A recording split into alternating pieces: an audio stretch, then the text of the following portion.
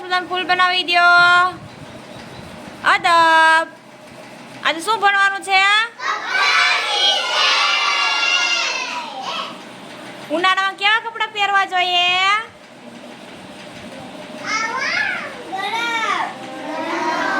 ઉનાળામાં ગરમ પહેરવાના હોય, સુતરાઉ ને કોટનના કપડાં પહેરવા જોઈએ ને, જેથી આપણને ગરમી ન થાય.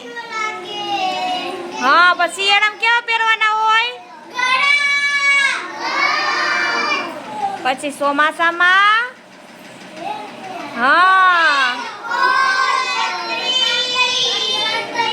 શું કામ રેનકોટ પહેરવો પડે? વરસાદમાં આપણે ભીના ના થાય એટલે પહેરવા પડે ને.